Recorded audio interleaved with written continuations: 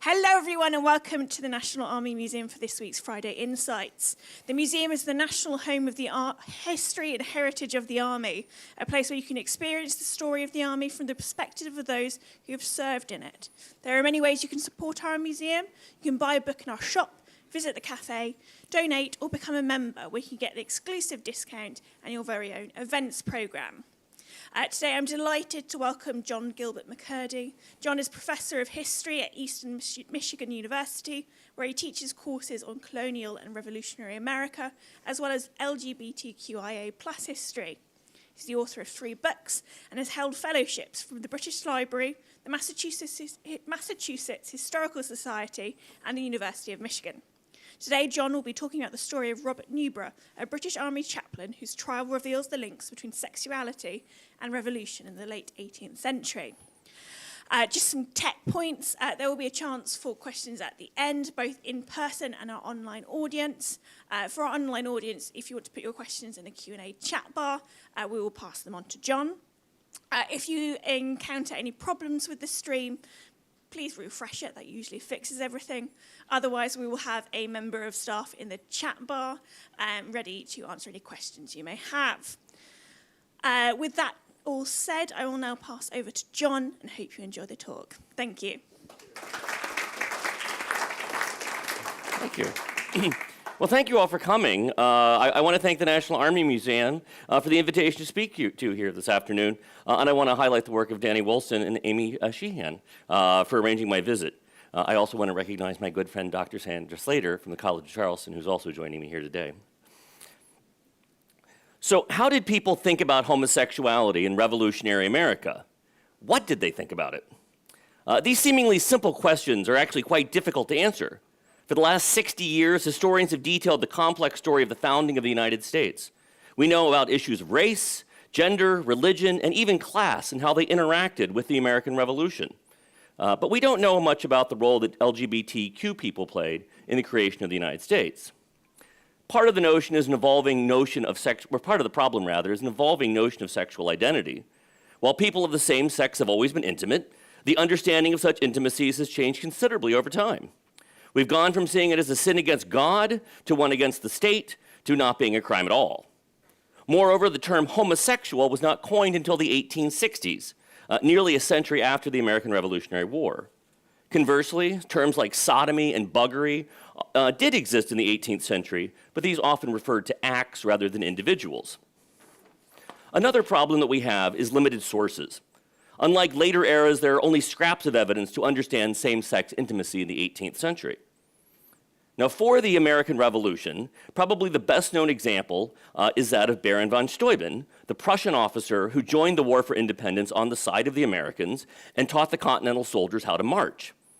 One of the reasons why von Steuben left Europe and came to America, in addition to his appreciation for liberty, was because he had taken familiarity with young boys back in Prussia and had to leave the country.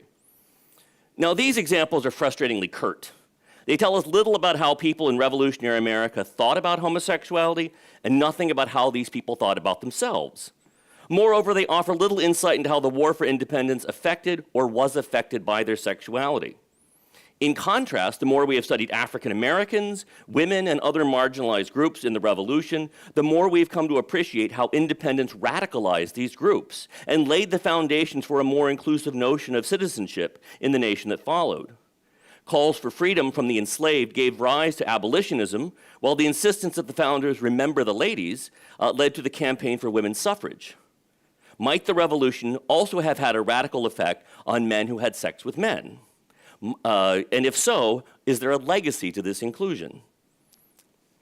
About 15 years ago, I found a story that I believe allows me to try to answer some of these questions.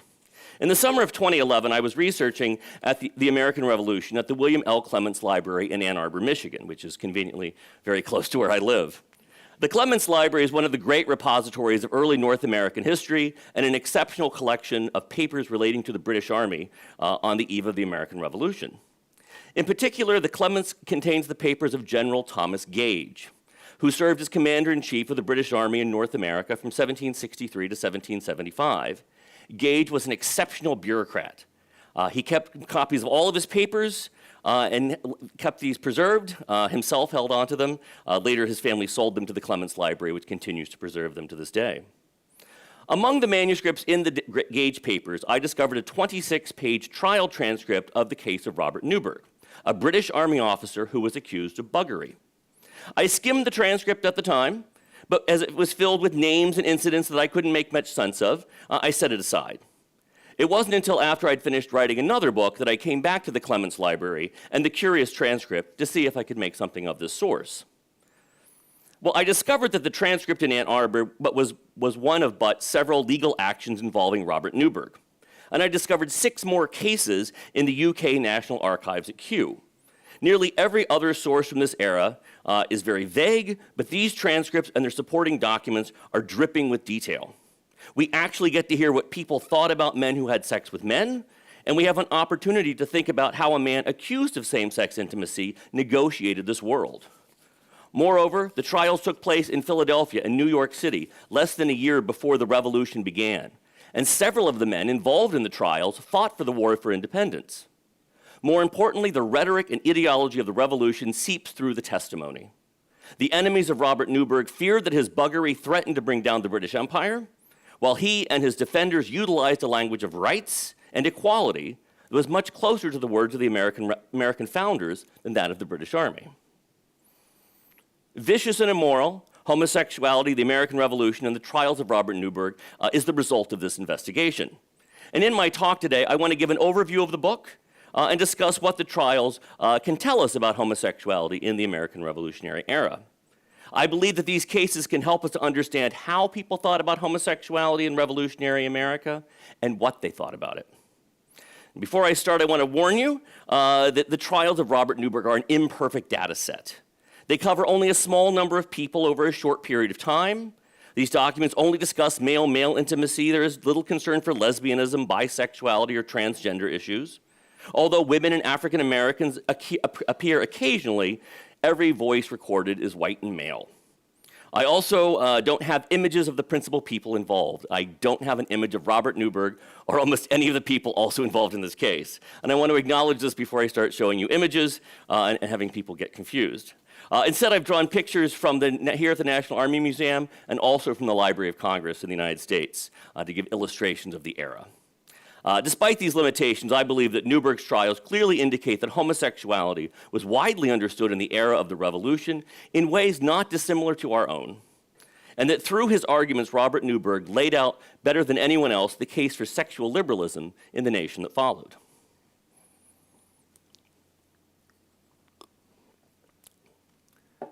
To understand the trials of Robert Newburgh, we have to begin with the man himself.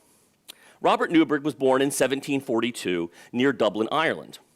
His parents were Protestants, and they descended from English planters that had remade the island into an English colony.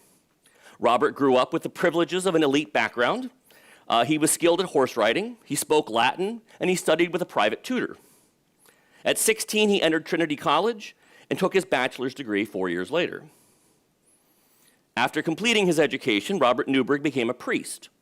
He had been raised in the Anglican tradition and took holy orders in the Church of Ireland, a Protestant denomination that was the Irish branch of the Church of England. Upon ordination, Newburgh became a traveling parson, serving in several curacies or temporary appointments across the island. 3 years later, he entered the British Army as a chaplain. He purchased a commission in the 18th Regiment of Foot, also known as the Royal Irish Regiment. In May of 1773, Robert Newburgh made his way to Cork, on the southern coast of Ireland, to seek passage to America. The 18th Regiment was then stationed in Philadelphia, and the regiment's colonel was insistent that Newburgh join his unit as soon as possible. However, before he could depart, Robert Newburgh received a most disquieting letter. "I am unfortunately acquainted with some parts of your character," the letter began, "which render you a very improper person to act as chaplain to a regiment I highly honor." According to the letter, several former and current British Army officers had testified that Newburgh was guilty of a most horrid and unnatural crime, particularly with your own manservant, whom you slept with. The man who wrote the letter was Thomas Batt, who had been formerly a captain in the 18th Regiment. Batt had recently retired from military service and was in Ireland procuring wares for a wine shop that he would later open in Philadelphia. While in Ireland, Bat heard rumors about Newburgh's sexual relations with his servant, and in Bat's opinion, Newburgh's actions disqualified him from service in the army. So what was Robert Newburgh accused of doing? According to one testimony, when Newburgh was a traveling priest, he rented a room in the Irish town of Sligo. He brought a valet with him, and a separate bed was placed in the chambers for his servant boy. However, the landlady did notice and remark that the said pallet bed was unspoiled, meaning that the servant's bed was not used or slept on. In other words, the two men had slept together. Now, to be sure, it was not unusual for two men to share a bed in the 18th century. But those who saw Newburgh and his servant interact reported that the boy was very free with the priest, much more so than was typical of master-servant relations. One observer noted that the two men quarreled like an old married couple, and that Newburgh always kept his servant remarkably neat. The story of Newburgh and his servant spread across Ireland and remained a topic of gossip 4 years later. In fact, Thomas Bat, who began the accusation of Newburgh, did not seek out the information. Rather, it came to him over casual conversation. A short time before he left the regiment, Bat was in a company of a number of gentlemen who asked if he knew the new chaplain to the 18th Regiment. When Bat replied that he did not, they laughed at me a good deal and said I should soon know him, for that the first opportunity he would be into my beef. In short, many told me he was a notorious buggerer. Now, this story troubled Thomas Bat, so he investigated the rumors, and soon he corroborated them. Bat met a ship's captain in Cork who was about to sail for America. Robert Newburgh had sought passage on this same ship, but the captain had refused to carry him to Philadelphia. As the captain told Bat, if he took Mr. Newburgh to sea with him, that Mr. Newburgh would cruise up his gut. The language used to describe Newburgh's sexual activities is revealing. Gut was a euphemism for rectum, while beef referred to the stocky part of a man's body, such as his backside. Historians have argued that in the 18th century, sodomy was a confused category and applied to a whole host of actions. But when Thomas Bat spoke of this, he spoke of a specific sexual act in his account of Robert Newburgh's sexual activities. Perhaps most revealing, Bat thought Newburgh's actions were not confined to one man. Rather, he lusted to penetrate any man, even him. For it was not what Newburgh had done that concerned Thomas Bat, it was what he might desire to do in the future. When Bat named Newburgh a notorious buggerer, he was describing not acts, but a rudimentary sexual identity. Now, Robert Newburgh was mortified by Thomas Bat's claims. In subsequent testimony, he admitted that he had indeed slept with his servant when they were in Sligo. But this was innocent, Newburgh insisted. He had grown up with the servant, and the two had frequently slept together because Newburgh was often ill. But such an explanation did little to calm Thomas Bat's fears. In the 18th century, homoerotic desire was often believed to be the result of a nervous condition, such that Newburgh's admission of illness only confirmed his penchant for buggery. In June of 1773, Robert Newburgh departed for America. His chronic illness impeded his travels such that he did not reach Philadelphia until September of that year. Thomas Bat preceded him to Philadelphia by a month, meaning that by the time Robert Newburgh joined his regiment, everyone had heard the rumor about his sexual activities. In the fall of 1773, Robert Newburgh began his duties as chaplain to the 18th Regiment. He delivered Sunday sermons, celebrated the Eucharist, and read funeral services for soldiers who had died. Despite the rumors, most of the Royal Irish treated him with respect. He even became close friends with two officers, Lieutenant Alexander Fowler and Ensign Nicholas Trist.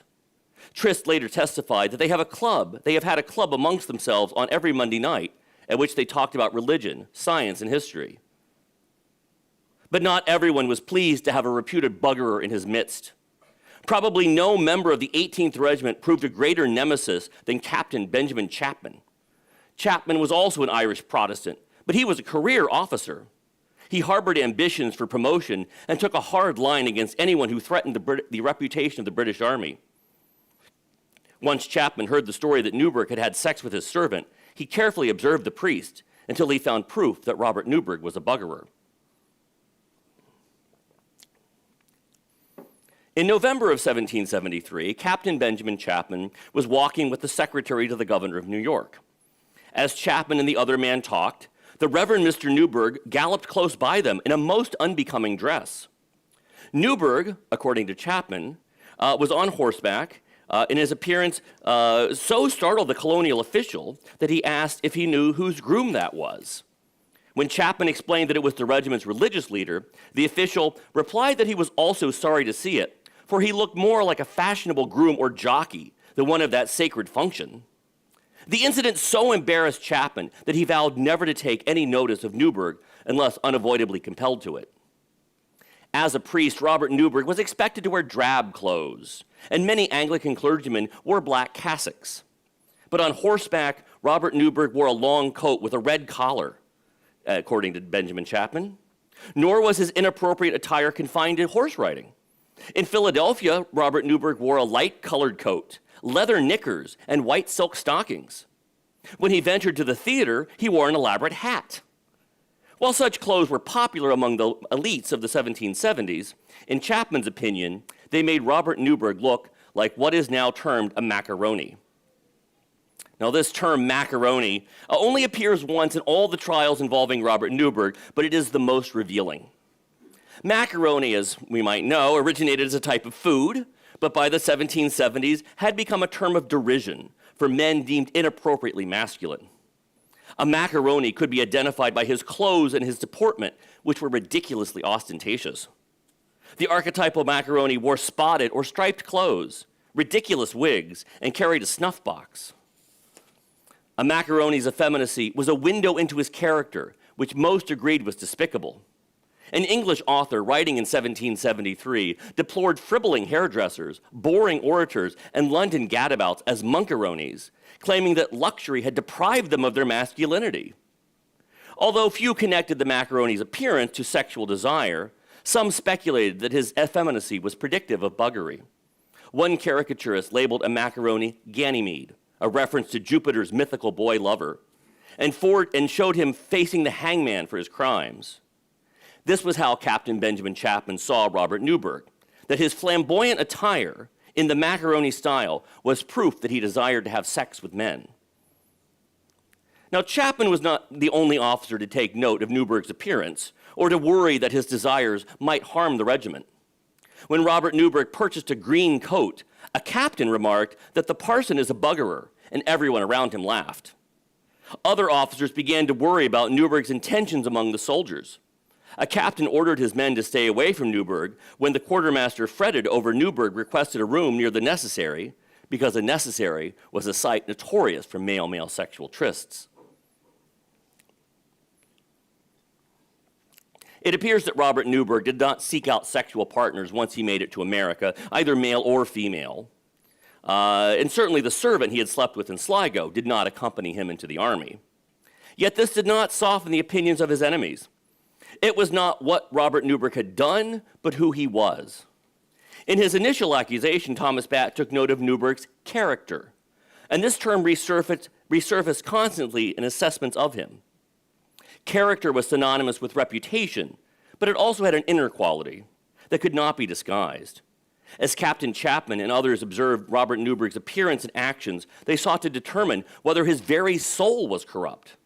Sexual activity was but a manifestation of a man's corrupt character, such that Chapman and Batt could not forgive actions that occurred before Newburgh joined the army. It was not what he had done that disturbed them, but who he was.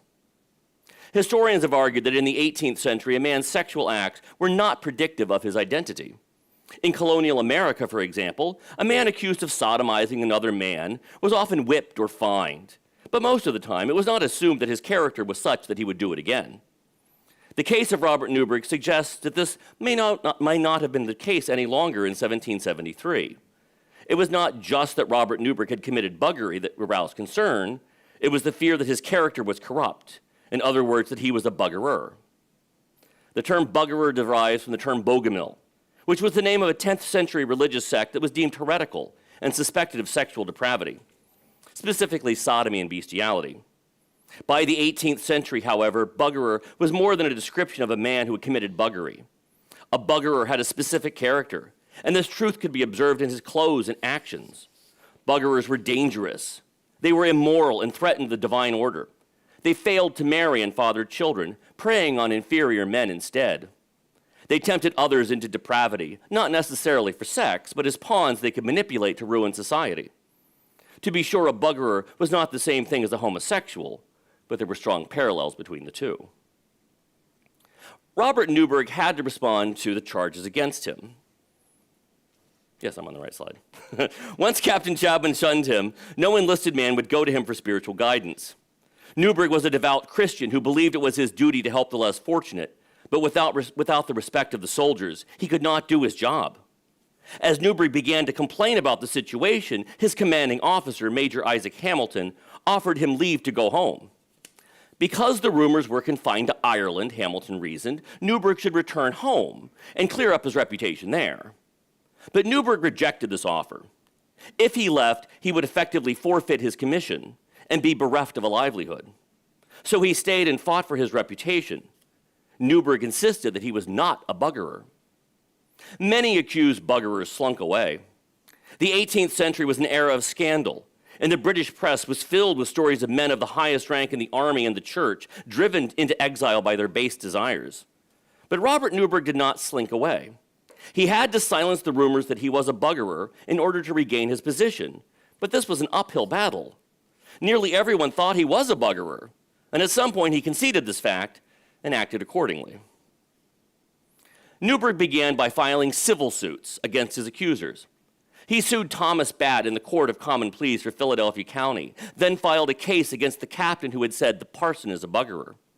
He also demanded that the quartermaster be court-martialed for insinuating that his choice of rooms was motivated by prurient desire. But none of these cases altered the consensus that he was a buggerer. If anything, they confirmed that he was a troublemaker who did not belong in the British Army. Accordingly, in the summer of 1774, Robert Newburgh demanded a court-martial to clear his name once and for all. Major Hamilton, his commanding officer, was reluctant to act. So in June, Newburgh convinced a soldier to formally accuse him of buggery. In charges filed with the deputy judge advocate, Private Robert Jeff claimed that because Newburgh was known to have committed buggery, I think it improper in me as a private soldier to pay him any compliment or to call upon him to discharge his duty. With a formal accusation of a sexual crime, the Army had to act. It had to organize a general court-martial to decide on Robert Newburgh's character. Now, all of this took place during a time of crisis in the British Empire. In the summer of 1774, colonists in cities like Philadelphia and New York organized mass protests in response to Parliament's recent closure of the port of Boston. Indeed, as Newburgh's trial began, delegates to the First Continental Congress made their way to Philadelphia. John Adams, a delegate from Massachusetts and future U.S. president, even recorded in his diary passing the very site where Robert Newburgh's trial was taking place.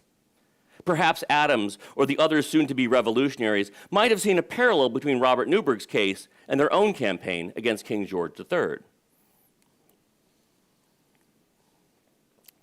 In August 1774, 24 members of the 18th Regiment left Philadelphia and traveled to New York City to see their chaplain court-martialed. Robert Newburgh stood accused of vicious and immoral behavior, which broke down into charges of perjury, scandalous and indecent acts, and conduct derogatory from the sacred character with which he is invested. Serving as prosecutor for the Army was Captain Benjamin Chapman, whose sour opinion of Newburgh had not improved over the last 8 months. Officers from other regiments served as a jury, and Robert Newburgh acted as his own defense attorney. The charges were serious. If Robert Newburgh was convicted, he would be cashiered, expelled from the British Army with no recompense for his commission. As he began his case, Captain Chapman announced that the Army would not be prosecuting Newburgh for sodomy. Robert Jeff, the soldier who accused Mr. Newburgh of sodomy, had since deserted, Chapman told the court. Although Chapman dispensed with acts of buggery, he nevertheless proceeded to prosecute Robert Newburgh as a buggerer. It had never been about acts for Chapman. Rather, it was the priest's character that made him unfit for the Army. Chapman thus proceeded to introduce instances where Newburgh had acted disrespectfully toward his superiors, defied military hierarchy, and borne false witness at previous trials. The heart of the Army's case against Robert Newburgh centered around his relationship with a private soldier. On the third day of the trial, Captain Chapman called Private Nicholas Gaffney and proceeded to elicit from him a tale of how Robert Newburgh had seduced him. In so doing, Chapman used Robert Newburgh's reputation as a buggerer to argue that he had manipulated an innocent soldier in order to bring disorder to the regiment. Nicholas Gaffney was a longtime member of the Royal Irish, and he had grown disgruntled in the service. The year before, he had accused his own captain of corruption and demanded that he be tried. However, Gaffney was unable to substantiate the charges, and he was subsequently found himself court-martialed. The idea of an enlisted man questioning the character of an officer offended many in the 18th Regiment. It indicated that military hierarchy was being challenged from below. As colonists in Philadelphia and New York became increasingly vocal in their questioning of monarchy and imperial rule, such instability within the British Army was deemed particularly troubling. Throughout the summer of 1774, Private Gaffney had received legal advice from Robert Newburgh. This was initially kept secret from the officers of the regiment. But when Newburgh's involvement was discovered, the officers concluded that Gaffney would not have carried matters to those violent lengths had he not been assisted privately by some miscreant. For many in the Royal Irish Regiment, Robert Newburgh's assistance of Nicholas Gaffney proved that he did not care about the social order and was further proof of his character as a buggerer. At Newburgh's court-martial, Private Gaffney was the Army's star witness. Captain Chapman called him and elicited a testimony that described the two men's relationship as entirely inappropriate. According to Gaffney, Newburgh arranged meetings in his private chambers. Did Mr. Newburgh and he ever drink together? Chapman asked. Yes, frequently, Gaffney replied. The private also testified that the priest had given him a snuff box, a feminine article that many associated with macaronis, and that Newburgh had told lewd stories in his presence. Gaffney also claimed that at times Newburgh and he had been alone together after dark. He has gone there at 10 o'clock at night when Mr. Newburgh has been in bed, Gaffney told the court. Newburgh, upon seeing him, put on his morning gown, and he went into the closet to him. Not only had the two men been in a bedroom at night, Newburgh had been in a state of undress. Through his questions, Captain Chapman followed the tropes of particular novels of the era in order to argue that the priest had seduced the private. Newburgh invited Gaffney into his private chambers, plied him with alcohol and gifts and flattery. Gaffney was innocent, simple, and trusting, while Newburgh was elite, educated, and manipulative.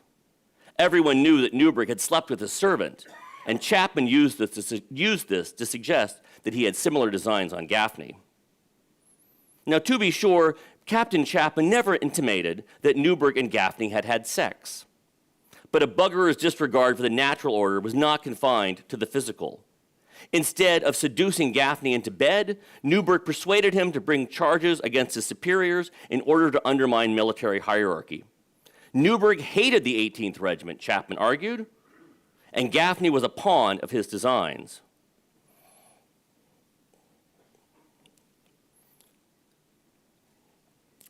Once Captain Chapman concluded his case, it was up to Robert Newburgh to offer a defense.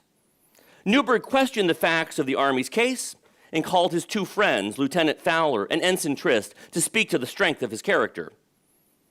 Newburgh asked Fowler whether during their acquaintance he has ever observed him guilty of any immoral or indecent behavior, unbecoming a clergyman and a gentleman, to which Fowler replied, he never did. He always found Mr. Newburgh's company polite, agreeable, and edifying. Trist offered a similarly glowing appraisal of Newburgh's character. In effect, both Fowler and Trist argued that because Newburgh had had such a stellar character, he could not be a buggerer. The sanguine opinions of Fowler and Trist toward Newburgh stem from their own characters. Both men stood apart from the other officers in the regiment. Fowler was disabled, and Trist was older. They also both disliked Captain Chapman and believed his persecution of Newburgh was an instance of petty tyranny. Fowler and Trist also differed from the other officers in that they were married. However, Nicholas Trist's marriage raised questions about his loyalty. When Trist wed the daughter of a Philadelphia innkeeper, Major Hamilton speculated that he intends becoming a patriotic American, as the anti-British sentiments of Trist's new in-laws were well known throughout the colonies. To be sure, neither Fowler nor Trist were tolerant of buggerers. Like other officers, they had heard stories of Newburgh's sleeping arrangements, and both men treated him with skepticism when they first met him. But as they got to know Newburgh, the two became impressed by his character. Whatever may or may not have happened back in Ireland was of no concern to them, because Newburgh had proven himself to be an upstanding priest and a good friend. Accordingly, they ignored the rumors of buggery. Whether or not they were true was of no concern to them.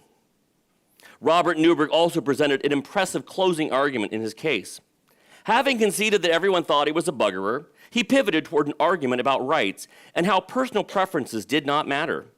He invoked the ideology and rhetoric of the Enlightenment to argue that how a man dressed and what he did in private should have no impact on his ability to do his job. In so doing, he came dangerously close to mouthing the same words as the men who would declare independence 2 years later. Newburgh began his closing arguments by dismissing charges of perjury and falsehood as mere misunderstandings. He then refuted Private Gaffney's claim that he had seduced him into making unfounded charges against his captain. Newburgh insisted that his assistance of Gaffney was motivated by Christian charity and not sexual desire. I had always been taught by men, by nature, were entitled to equal rights, and that it was my duty as a gentleman and a Christian to afford relief to distress, whether I found it in a lord or a beggar, an officer or a soldier, Robert Newburgh told the court. I was, I confess, deceived and disappointed, he explained, but as chaplain to the regiment, it was his duty to help the less fortunate. Newburgh had to address other claims about his appearance. While Captain Chapman asserted that Robert Newburgh had the appearance of a Macaroni, Newburgh asked why this mattered. What a clergyman wore had been the subject of bitter debate in medieval times, but from the little acquaintance I had gained with the world of this age, I imagined all those old prejudices were exploded, and that men and ministers were judged of more by their principles and doctrines than their dress. So long as a man did his job, it did not matter what he looked like. Throughout his defense and his closing arguments, Robert Newburgh never argued that a man had a right to be a buggerer or that what a person did in private was irrelevant. Nevertheless, his rhetoric anticipated the sexual liberalism of a later age. His mention of equal rights in reference to Gaffney suggests that he believed there was a place for all men in society, not just the high and mighty. Likewise, his dismissal of old prejudices indicates that he believed himself to be in a more enlightened age, where a man's appearance was irrelevant. Robert Newburgh made all of these claims while standing accused of being a buggerer. Perhaps he understood the connection. Certainly his enemies did. Now, I won't tell you how the court-martial turned out, because I want you to buy the book. But rest assured, there's a lot more homosexuality, revolution, and trials than I can cover here today. But I don't want to end my talk without drawing some larger conclusions from the case.